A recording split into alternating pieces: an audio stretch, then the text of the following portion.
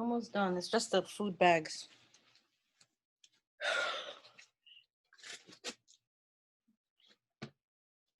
There we go.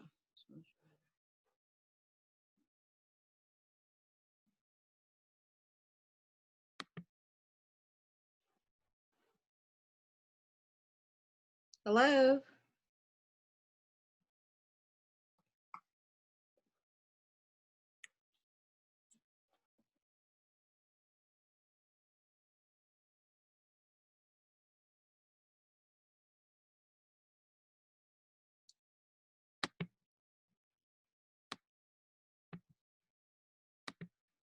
Welcome, Keisha. Do you hear me? Can you hear me?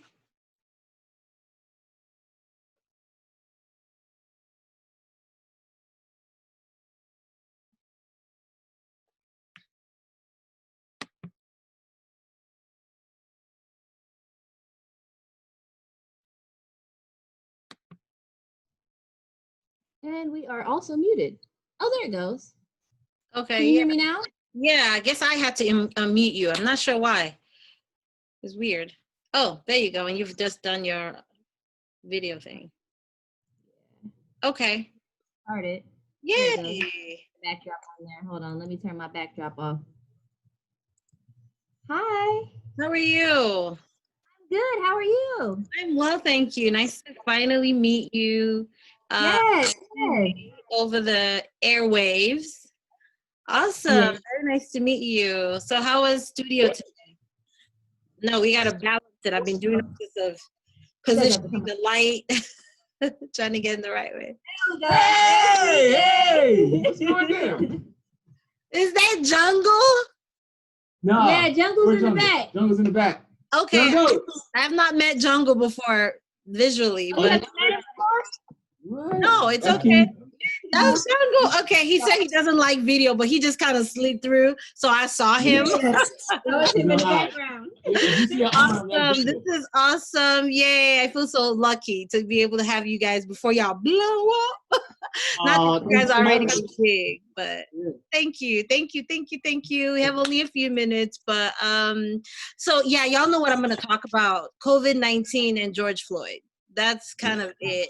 But since I'm a filmmaker and I'm putting together a documentary about filmmaking, I think my questions are going to be based on those two things: COVID-19, George Floyd, and just independent filmmakers, or you have some experience in Hollywood, Keisha, but the middle of it all is this opportunity to tell stories better, opportunity for women, opportunity for African Americans. And so I just wanted to talk about those opportunities and how we can create them for ourselves and how we can take advantage of them, like you guys are doing by doing an incredible show where you're giving people hope. You're talking about past projects, current projects, women empowerment. You're talking about all sorts of cool stuff on your show, and I'm honored to be able to listen to it. Not everyone in the world has heard it yet, but soon they all will, because somehow they think COVID isn't going away, so they want to keep people at home again, and that means we got to be listening to stuff that people are putting together for us. So thank you for the work that you're doing. It is massively important for us that you guys are strong, Black, powerful people taking your superpowers and creating excitement for the rest of us. Some people are on the streets using their superpowers. Some people are looting with their superpowers. But look at what you guys are doing with your superpowers. Isn't that amazing? Like giving us good content, even before George Floyd happened. You guys were talking about it. Isn't that amazing? Yeah. So I mean, that's what we wanted. You know what I mean? We wanted to be able to have content that we can bring issues and conversations. I mean, that's the whole point of the show. What They Don't Tell You podcast is we want to be able to inform and educate people about things that we really don't hear much about. Right. We'll hear myths, or we'll hear, kind of hints or things like that, but nobody really knows whether, is it true or if it's not. Well, let's really talk about it. right. How can we know, and what ways can we find out if it's true? So Right. So I'm going to start with the lady first, Keisha. So tell me a little bit about yourself, your background. I know we have an episode that you guys broke down all your work, and we talked about you guys being kids and I love that episode because I got to know a little bit about you guys, but I don't know who's who yet. So today I get to see the face and match the face to what I heard, which is awesome. I know Keisha, but I don't know which one's who, and I will find out because someone curses quite a bit.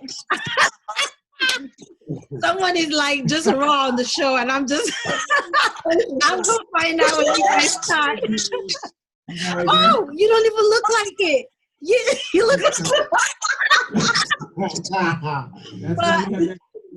okay, good. So Keisha, you start. Tell us a little about yourself, your background, the work you've done, and then you could talk about your role in the show and your current show. Yeah. Okay. So Keisha Williams. Hi.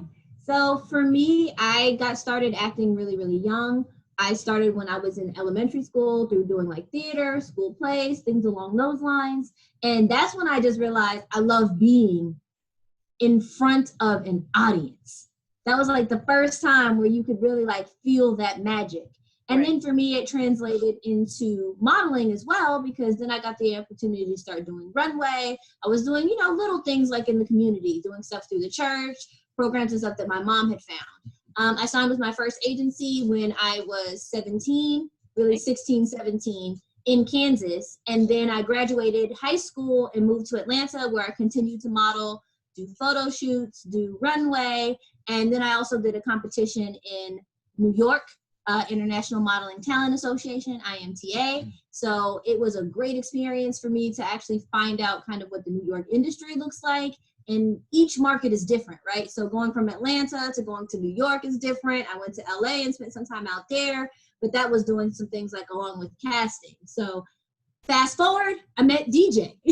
DJ and I actually worked together as I was trying to retire from the industry, but still utilize my skill set. So I was a teacher working with an agency, and DJ came in as one of the instructors. And so we just kind of continued to network, talk, and it just blossomed into, hey, I've got this project, and I'll let him kind of tell that story. All right, DJ. Okay, I'll go next. Hi, teacher. Hi, teacher. I love it. How you going? Well, for me, it started from the beginning. I come from a very diverse family. So on my mom's side, music industry, very influential in the gospel industry. Stepfather being a legendary gospel artist who actually retired recently and has his own Lifetime Achievement Award. Nice. Us being part of legendary and actually nominated artists that we actually sang for, worked with, and then having a family group of our own where I would perform on the weekends in college and come back to college with money in my pocket to continue, classes and so forth. But starting off, growing up in the music industry, and then on my dad's side, it was sports, basketball, football. Some went to NFL, some went to, collegiate sports and stuff like that. But for me, I wanted to do something different. Right. So for me, it started in high school. Was in drama class, one of the first ever drama accredited courses in our school. We had to be the first class. And that's where I found the itch for it, the love for it. And fast forward to college, I went to a school called the New York Conservatory of Dramatic Arts, which back then was called the School for Film and Television. It's in New York City, Manhattan, or Manhattan, New York City, sorry. And I milked it for everything, part-time, full-time, nice. Private classes, everything I could do. Before I graduated from the school, I actually was on my first off-Broadway show called Pullman Car Hiawatha. We won an actual Drama Desk Award, which is a prestigious award in New York City. After that, just pursued, theater work and stuff like that in New York. After leaving New York, I ended up venturing off back to my hometown, Delaware, with my family, where I worked closely with he's now a bishop, but he was a national gospel recording artist by the name of Dr. Norman Hutchins. We worked together to create a company called Impact Entertainment, where we did sitcom pilots. We did a game show, 4 or 5 episodes of a game show we created, plays, music events, things like that, where we had these credited, shows that we produced and directed and wrote and everything. Left after 5 years, left there, came to Atlanta for 1 year. Was here for about a year, did some small independent work, and then I went to LA. went to visit LA for 3 days and then decided to stay. And I ended up being there for about 3 years, where I worked security for private lots for like Sony, Paramount, nice. Fox, all these different lots where I did private screenings. So all the movies that came out, I would actually do the screenings and secure the screenings before they were actually sent out to, to the theaters. And did some reality shows. I did court TV shows. And I got a phone call one day. I actually booked an agent here in Georgia while I was out there. And I actually, on my third audition, I think it was about my third audition, I booked Sleepy Hollow, which was on Fox. It was a TV series called Sleepy Hollow on Fox, where I got to play a character by the name of Moloch, where it was one of the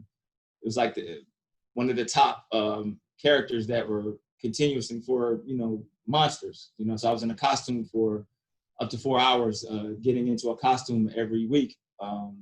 And I did that for about a season. And after that, I did a play, Head Over Heels, by Lolita Snipes here in Atlanta. Would have Kenny Lattimore, Tamika Scott. I think they've had Tony Terry and so many others that have been a part of it now. But I was one of the first.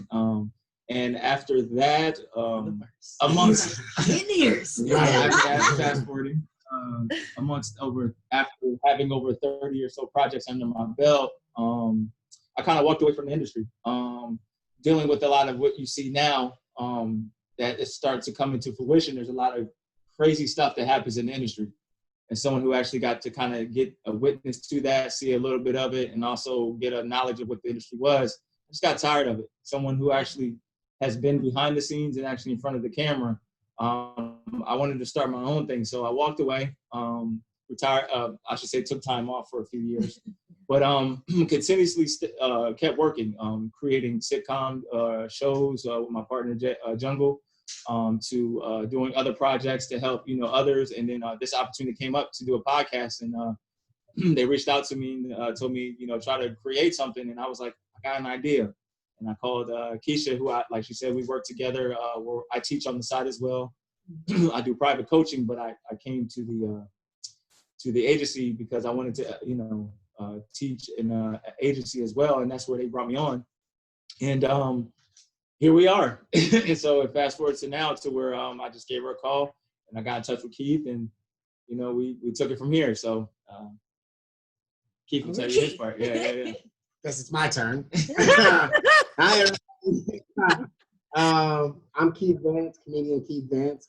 I ended up, it's crazy the way the universe works, because I actually ended up linking up with DJ because I worked with his dad for True Green Lawn Care. I'm actually one of the lawn care specialists there, and his pops was like, my son's in all types of entertainment stuff.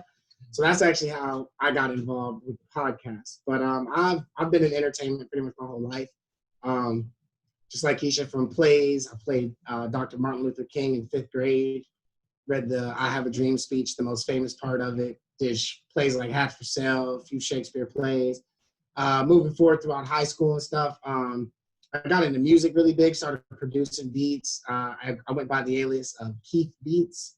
I was a beat producer, beat maker, songwriter, traveled, made it all the way up to like Maine, got signed to a company called Off the Block Entertainment. But the thing about rap is there's a lot of things that come into play in it. So I was always depending on other people to get some jobs done. Like when it came to mixing, engineering, stuff that I couldn't do all myself.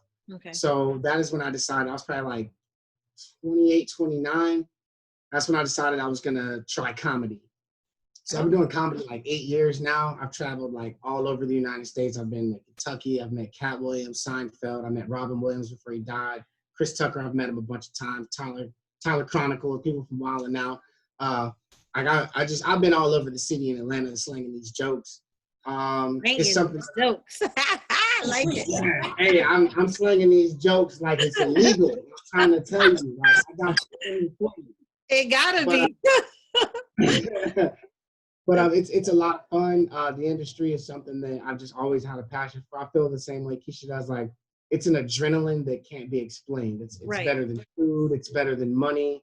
It's better than, anything that you can possibly think of. That adrenaline of an audience of people accepting you, and not only accepting you, but applauding you. Right. So it's something that I've been addicted to since the first time I hopped up there.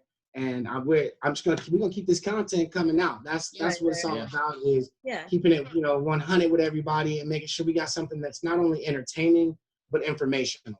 Right. So Sweet. That's definitely our goal. Awesome. Wow. Who thought of this? The three of you. Who put it together? Oh, that was you. Wow. Yeah, I mean, we wanted to create something that was kind of, well, honestly, when they came to me and asked me to come up with something, I didn't want to do something alone because I felt it was too much information, and I'm one of the type of people who I don't want to talk about something that I don't really know about. Right. And if I'm going to have a show where I want to deal with a lot of different genre, or I would say different styles of the industry, whether it's music, dance, or so forth, I want to kind of have people who come from different backgrounds as well that could share their story.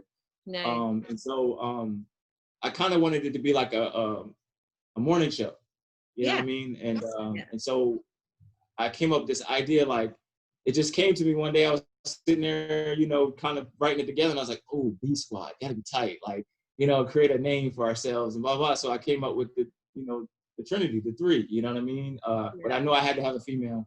It's very important to have a female, point of view. And you always want to have some comedy, you know what I mean? Right.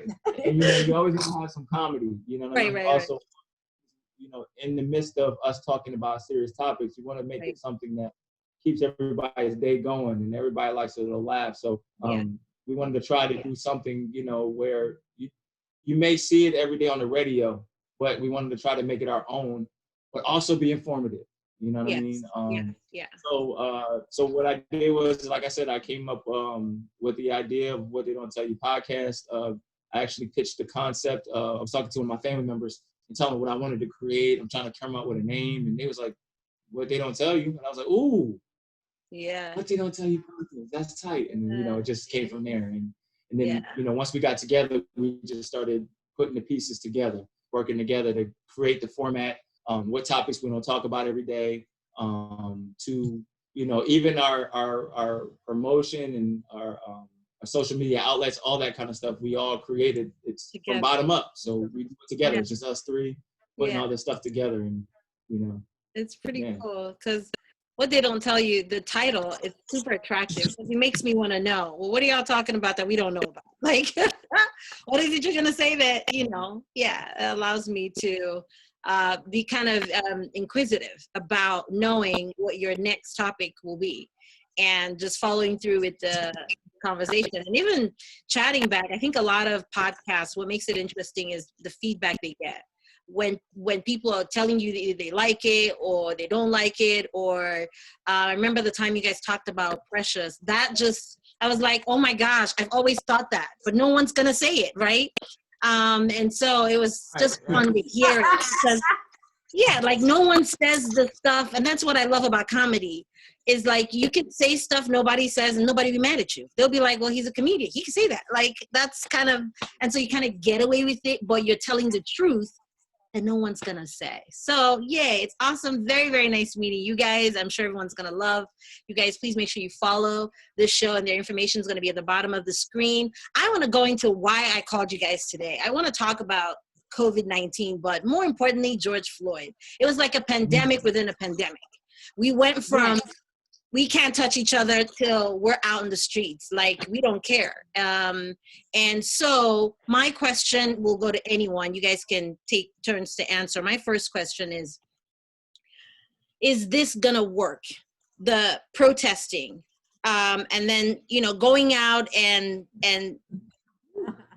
is it gonna work? Because I got on the phone with a very, very high class lady yesterday who called me after I did, and I was a moderator for the largest African church yesterday. Their leaders came and talked to everybody, and I had a call last minute to do it. And when I finished it, I sent it to her to check it out. And she called me and she was like, "Oh, I don't believe in a lot of the stuff they said." And they're big time. This is like the largest church. They have 900 branches in the U.S. So literally, if you want to get your stuff to anybody in the U.S., they have every city pretty much has a church. That's how big this church is. So, but a lot of people did not agree. We had over 700 people that were in the chat room that did not agree with what some of the leaders were saying, with white silence, with some of the questions I was asking, because I was gonna, cross the line and kind of nudge them a bit so we can get the real and not get some superficial answer from church leader. Oh yeah, we're supposed to say this.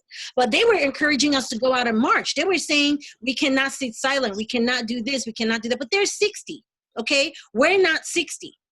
But neither are we my daughter's age 20. Where my daughter's like, let's go out. And like, nah, I got video crew out there. I'm not going. My superpower is telling the stories, is interview. I'm going to use my superpower, building wealth. That's my superpower so that I can use that. What's your superpower as a 20-year-old? And I don't think a lot of young people who are protesting are talking about what they can use to do it. Now, this lady who replied me says, you should boycott. Boycotts get it done faster than protesting. No one's telling us that. So I want to get your take on the protest period. You can throw in COVID, how that was supposed to have scared us. Maybe this is the time they were supposed to trample on Black folks and we wouldn't have done nothing because we were scared at home. We were all dying in bigger numbers. But here we just flooded the streets. And not just us, everyone came out with us. They're Indians, they're Mexicans, they're Cubans. There are all sorts of people out there with us, even Caucasian people standing with us. Just each of you tell me your take on if this is going to work, how effective it is or it's not. Just tell us the truth, because that's what we want to hear from celebrities like you who need the people to know what the truth is like. Y'all are laughing. I can't wait for the answers. So start with Keisha first. Yes, please start with Keisha first. It's about to go down. It's about to go down. Give it to me. Give it to other people. They want to hear. They want to hear the truth. No, I mean, I think it's just funny, like, obviously that we're having this conversation and it's so relevant and it's so timely, but is it going to work is such an interesting question, because I'm like, well, what are we trying to get to work? Yeah. Because I think at the end of the day, right now, there's a lack of clarity and a lack of leadership into exactly what it is that we want people to focus on, right? Right. So is it the racial injustice against police brutality? Is it that the scale is not in our favor when we're talking about the legal battle? Because great, we're trying to get some people convicted, but that hasn't happened or worked yet. So are we going to talk about the legal system itself? What specifically are we actually going to focus on? Those are kind of the two things that I look at. And then the biggest thing that I'll say for me that I do think is different this time compared to all the other times is the solidarity of all the other races. Because I definitely feel like at this point, Black people are just so tired of telling the same stories, of what's now signaled and discussed as trauma porn, that, oh, you had to see a video to believe that these things were actually happening in our community. That's what it took for you to come out. Great. So now you tell the story. Because I've been saying it, I'm tired of saying it, and I'm so glad that you're ready to finally speak. But you better make sure you get the message right. Just saying. Black power. It's true. Direct and you're next, bro. I guess DJ wants me to go. Yeah, go. I want to say this. I want to say this first off is, power to the people for sure, because that's what I'm seeing right now is that a lot of the world is now looking at this as a human thing. Yeah. It's not black or white anymore. And these new generations coming up, they're not buying the black and white thing. There's so many little interracial babies walking around here. There's so much mixture in the world now. These millennials and these people that were born after, like, I'd say 95, 96, these people that were born that later, they're not buying the black and white thing. Yeah. They're looking at it now as like, this is just a problem for human beings. Right. Because from what I'm seeing, we have the UK standing up, Tokyo. This is becoming a worldwide thing where people are in the street saying the injustices that are going on in this country are now just being blatantly put in front of us. Like, America's become so bold that you saw the way that man's knee was on his neck and the way his hands was in his pocket. He was way too calm. The look on his way too solid. He was looking at us like, this is America. We are allowed to kill Black people. This is what we do. This is what we've done. This is what we will continue to do. Yeah. So what I'm thinking is that the entire world has seen the blatant disrespect against not just a black man, but a human being. Right. I can't even say they're killing us in the streets like a dog. Because if that was a golden retriever and that cop had his knee on a beautiful golden retriever, and we know how the Caucasian people love golden retrievers, someone would have ran over and pushed him off of the dog. Right. But I can't even say they're killing us like dogs in the street because someone would have saved the dog. Yeah. They didn't save that human being. Yeah. One thing that I can say is I agree with Keisha 110%. It's time for us to let them start fighting. Let them fight. Let Caucasians, let Asians, let all of them run in the streets and get hit with rubber bullets. I've seen so many pictures of white people that just got tear gassed, rubber bullets, beanbag guns, and they're getting messed up and they're going right back down there like enough is enough. And it's sad that it took this long, but at least it's happening. Right. At least it's happening. That's all I can say on that. Love it. Love it. I'm glad you said that, because I was like, for so long, Black people have come out for everybody else's causes. We have been in solidarity for human rights, every other human rights, in whatever divisive culture that they've thrown out there. We've supported every single one.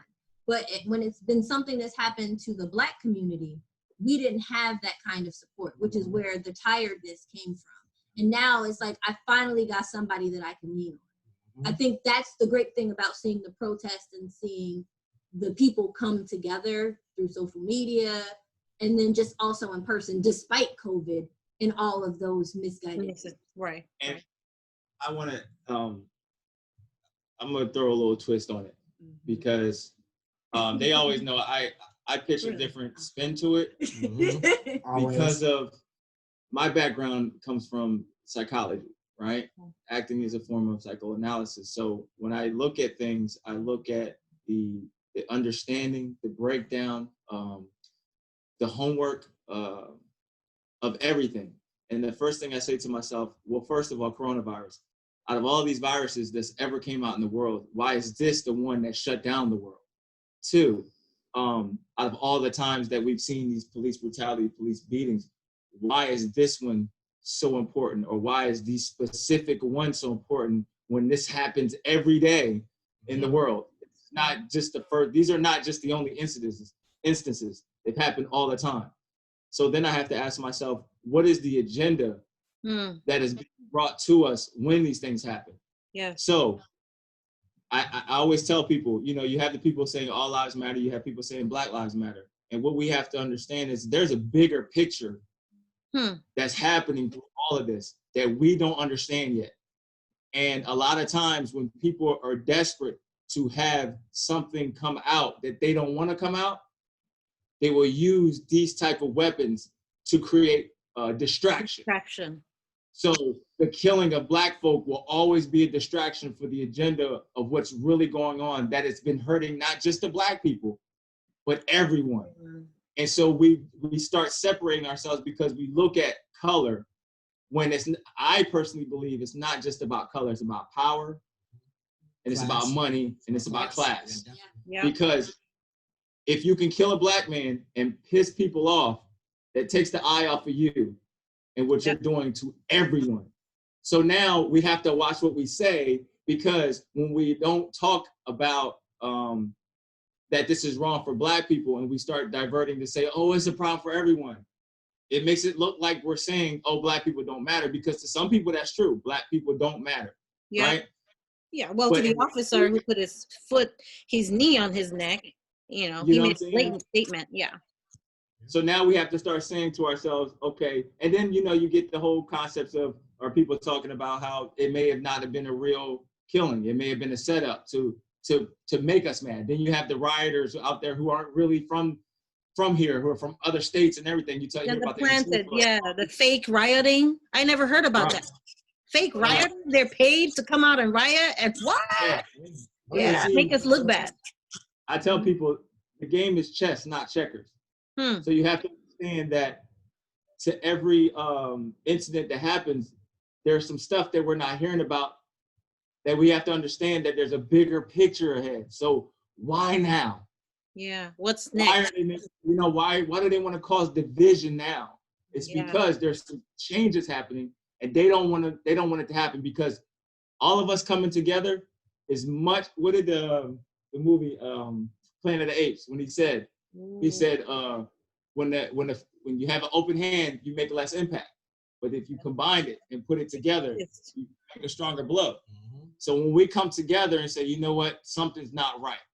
Something's not right at all. But yet one hand comes out saying, yeah, but y'all don't care about us. It's like, oh, come on, guys. Like, there's people that care about us. We gotta stay on course because it's about something bigger than that. And just because everybody hurts.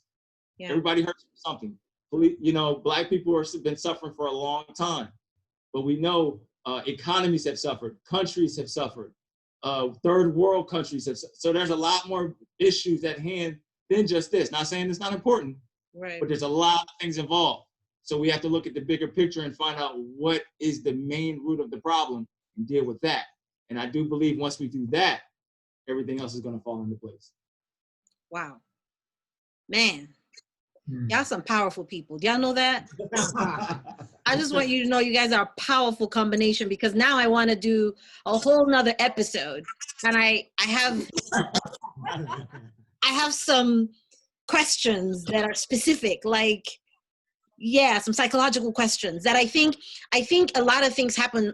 I'm a very spiritual person. Things happen in the spiritual realm before they actually manifest physically. So what's happening is what we're seeing now is a manifestation of something that's already happened, and something else is happening now spiritually. So if you're spiritually alert, you can tell there's a tension in the spiritual realm. There's a shifting.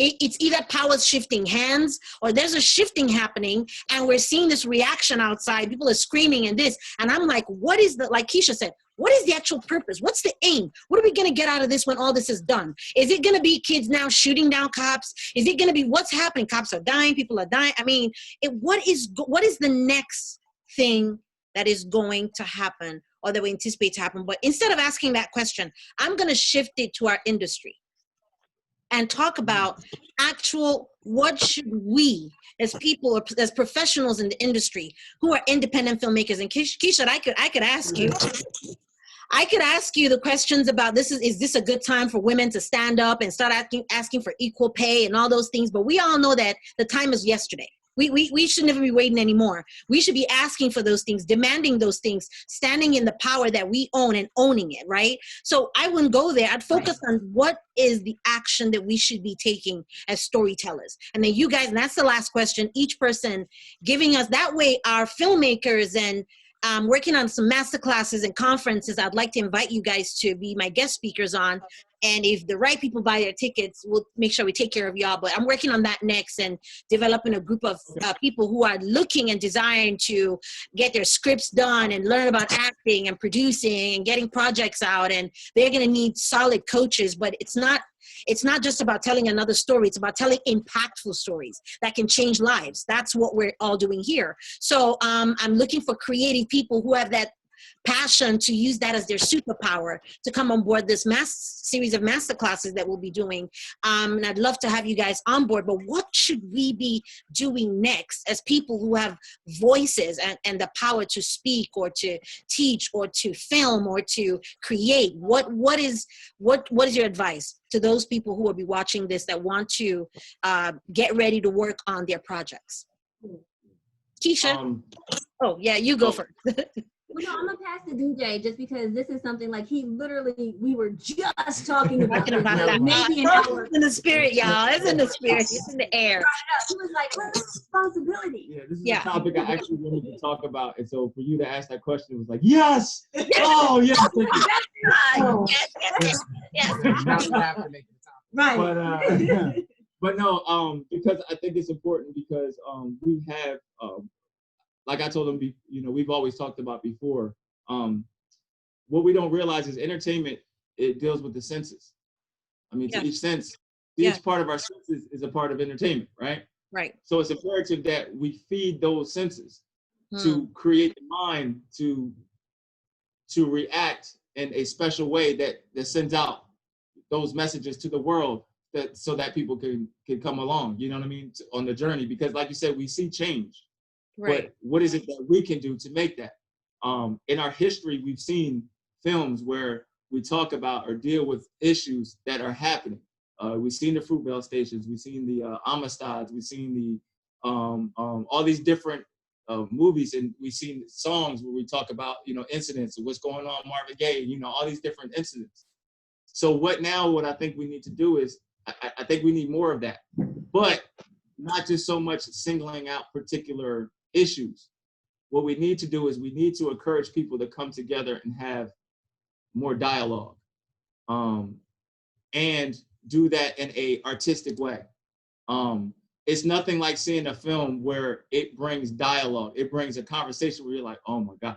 You know, the Nat Turner story, when that came out, there was so much dialogue because it was something different than what we're used to seeing, because we never seen a slave who rose up and fought. We're always used to seeing the, you know, the regular slave. Yes, I wash the clothes, I sleep, you know, but we never see the actual slave stand up and fight for what was right, especially someone who was Christian.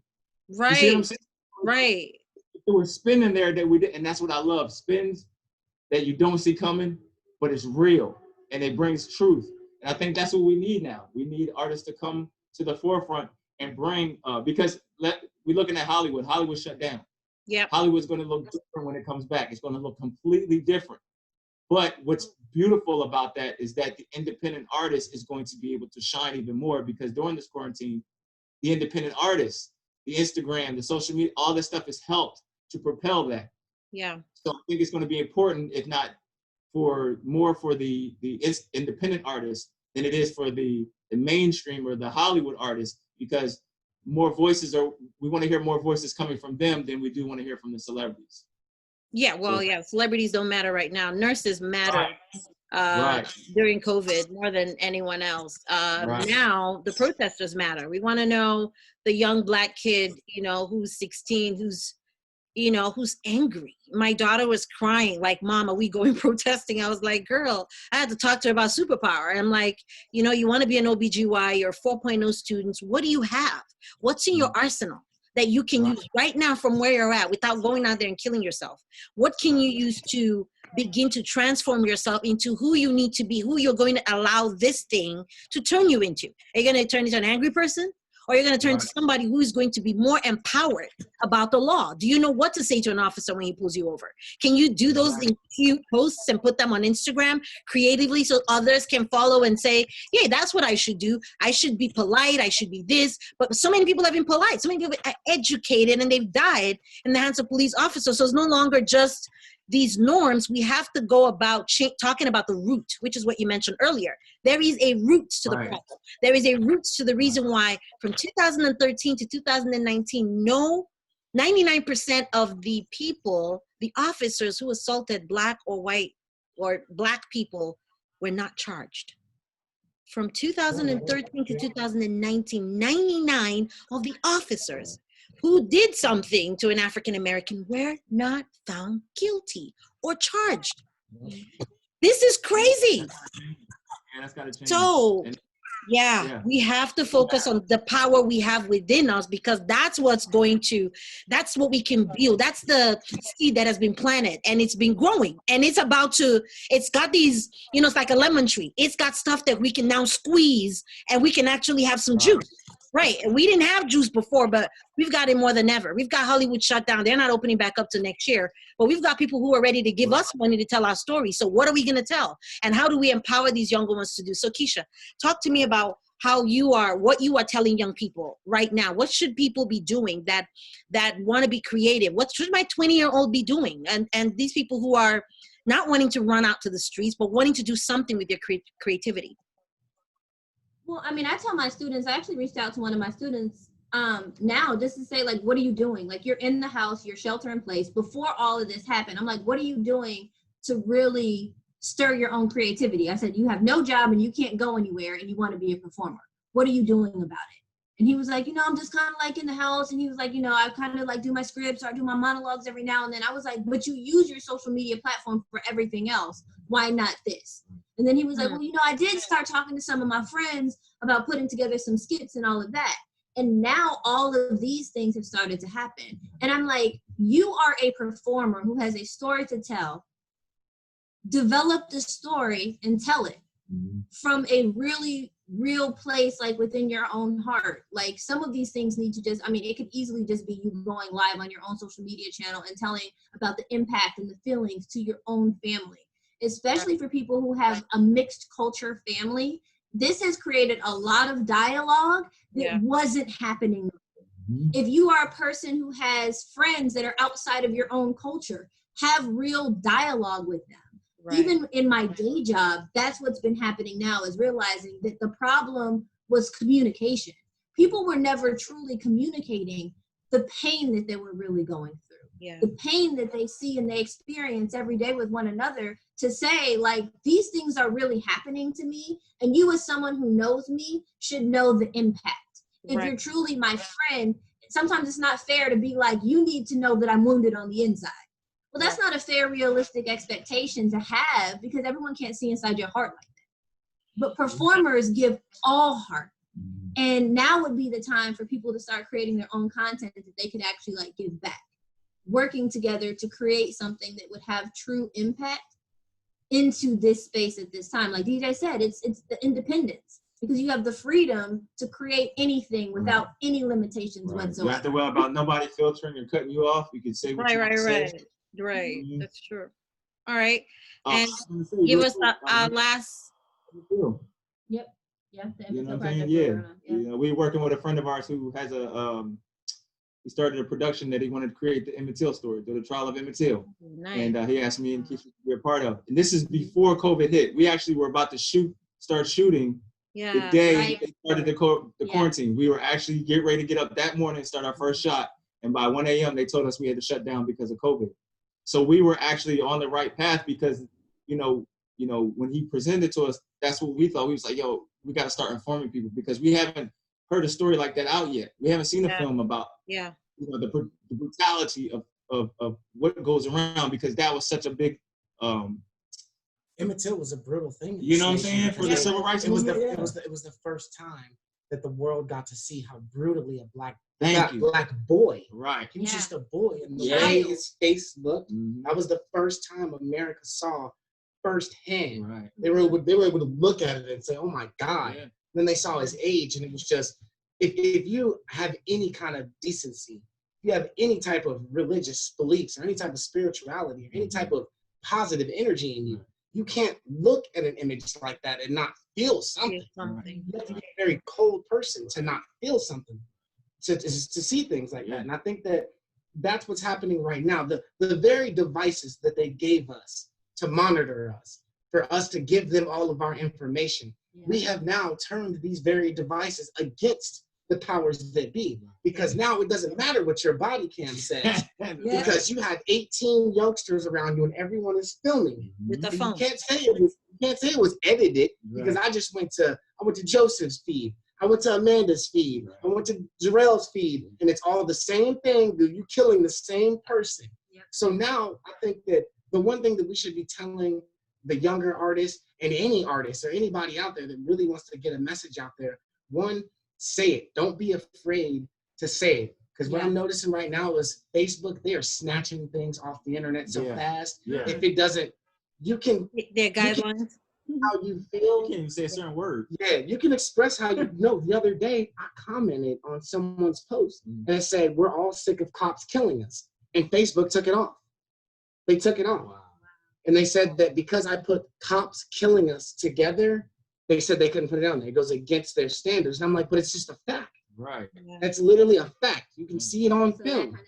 So what they're already starting to do is making it to where you can voice your opinion, but you're going to only voice it the way that we think it should go with our agenda. Right.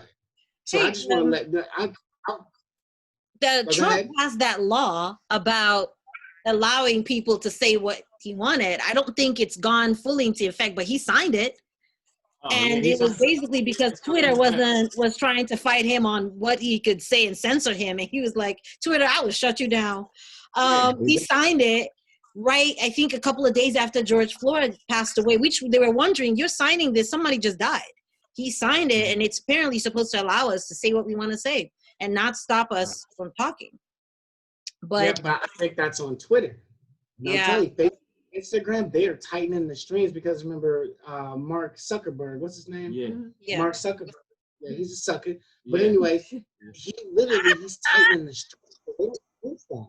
You know what I'm saying? But I think it's going to change. I think, I'm telling you, Twitter is just a start, but I think it's going to cross the board because it just like I said, it's like a domino effect. You got to hit one to hit the others. Yeah. And I think it's going to happen. Yeah. We're already seeing it now. People don't, and that's the frustrating thing about me so much is that we can get so mad, we'll get so upset, but we don't do our homework. So we can know. Due diligence and homework because you do not know what's going on, and then therefore you want to blame certain people, and you're not even paying attention to who's really doing this stuff. Yeah. And so then when it comes out, I don't want to hear nothing. I don't want to hear how I didn't. No, you knew. Right. You just was ignorant. Your homework. Yeah. Just believe what you want to believe on TV, and all of us, we talk about it all the time. You can't trust the tell-eye vision. You can't trust it. You can't take nothing. You can't take nothing at face value.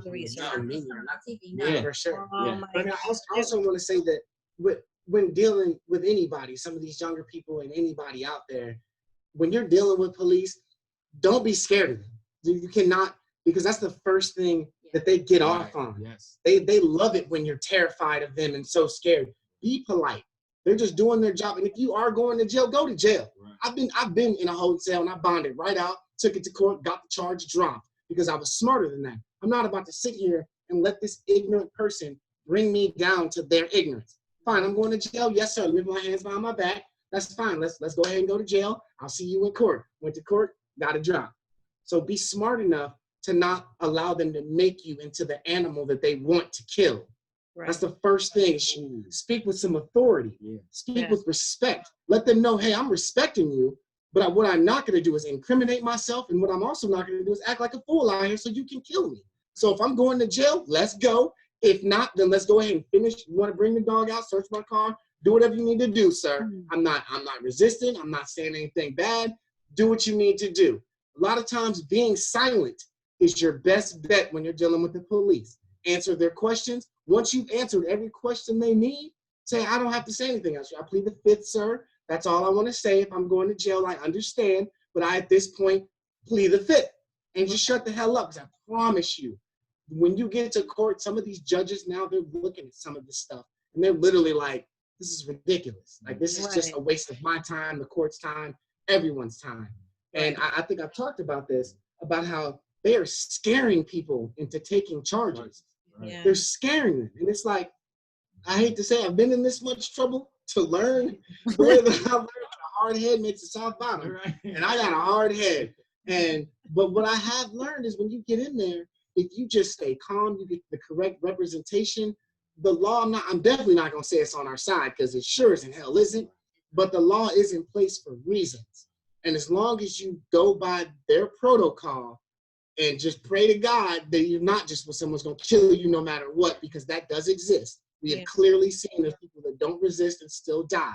So like I said, you have to make sure that you keep your sense of intelligence throughout the entire, from the moment those lights come on, start recording right then. Set your phone down, be polite, have everything ready. I won't even take off my seatbelt. When cops pull me over, they're like, can you take your seatbelt off? Nope, sure can't. Reach over me and grab it, sir. I'm black and want to live.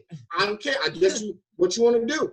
I make the officer reach over me, unbuckle me, and you can pull me out the car because I'm not moving. I'm like mannequin mode. Right. Before you say I reached for something or I did this or that. Yeah. We also have to remember too that we can't and I gotta say this carefully because I watched Candace Owens just do a video, and the problem is she wasn't all the way wrong to me. She had a point. It's just about timing. You know what I'm saying? Because it's not right for no one to be murdered in that way, cold-blooded. But if you're someone who has a past that is dark, you can't expect to have a good outcome in the end. And what I mean by that is like, a lot of times we'll jump to straight, police brutality, but this person could have been someone who literally just did 3 crimes just about an hour ago. Right. So you're a threat to society because you weren't worrying about caring about your rights or trying to protect the black folk when you was over there robbing another black person and murdering another black person. Yeah. So we have to understand that it's not, we can't just stop at that police brutality. We have to go amongst, it's even to ourselves. Brings you back to home. Right. Because a lot of these videos, it starts at the height of the escalation. Right. So I get it, DJ, because sometimes he was literally fighting the cops. Right. And the cops had to fight. Right. They don't show that part. They just show when he started losing against the cops. Because we do have good cops out here. Let's not. I can't say all cops. So we have good cops out here, but we're just asking you guys. One, everybody has to be accountable for everybody. Yes. You know what I'm saying? Especially civilians have to be accountable with our actions, right? And then the cops who are good, you have to check those who aren't. You know what I mean? You have to be there and say, look, guys, but I think let me help. They should be held accountable as well. If a good cop sees that happening, he should be held accountable. Yeah, I was like, there shouldn't be bystanders in law enforcement at the same time. Like you can't be in law enforcement and you're supposed to enforce the law and watch someone not uphold the law or the badge that you represent, and then you just stand in the back like a bystander. Watch that show play out when you know that that's wrong. But that happens because there are politics behind that. And ultimately, fear. Fear, for whatever reason, prevented a good man or a man from being good. How about that? Because I don't know if he's good or not, but if it prevented you from being a good man and doing what was right, or doing your job to the fullest of your capability. Then a lot of these scenarios wouldn't happen because none of these cops are ever out there by themselves. They always call for reinforcement. That's always a gang. Because those cops in George Floyd, I don't think they were all white. They weren't. One of them, it was his fourth day. It was his fourth day on the job. And guess who his training officer was? Buddy with his knee on his neck. Buddy with his knee on his neck was his. This is how we do it. This is how we do it, buddy. Yeah, that's how we do it. We put our knee on him. All right, that's how we do it. Let it line up. Really? He's just looking like a deer with his headlights on. He has no. He knows that's wrong. He knows that's wrong. It can't be wrong. Like, no, this is protocol. This is what you're supposed to do. And that's the thing. I have to bring you guys back. I have to bring you guys back for a consistent episode. Like, I want to talk about boycotting because apparently that gets stuff done faster than protesting. And, you know, when we decide to all buy black or buy minority or, you know, put black money back into our black communities, it might just be more powerful than the protest. Why does that have to happen? Why does that have to happen when somebody dies? I'm just saying, like, well, that's someone, a very top lady, very wealthy woman told me yesterday that moves faster than protests. Protests, you take up to 8 years to change laws with protests. Boycotts, you can get something done faster. But she was just speaking from what she knows as a wealthy black person in the United States. But that's another day. I'm just saying, you guys did so well today. My time is up. I don't want my computer to just die on the conversation, but I enjoyed it so much. I want to continue. I have to bring you guys back to talk about the pros and cons of protesting and boycotting. I think maybe we can do that next week. So I think people want to hear, and then maybe talk about the end goal, more of the end goal. Specifically, what do we want? Let's talk about that. Let's talk about what we want at full length to detail, maybe next week or the following week. But I've enjoyed you guys so much. Oh, much love. Thank you for the amazing show. Everyone, at the bottom of the link, you can see their show, where to find them, because they're totally awesome. They play weekly and they're really good. Really, really, really, really, really good. Thank you, Keisha, DJ, and Keith. It was such a pleasure, and my love to Jungle for putting this together. And bye, you guys. I'll see you guys next week or soon. Thank you again for all the work that you do and the great words you've given me. Bye. Thank you again. Bye.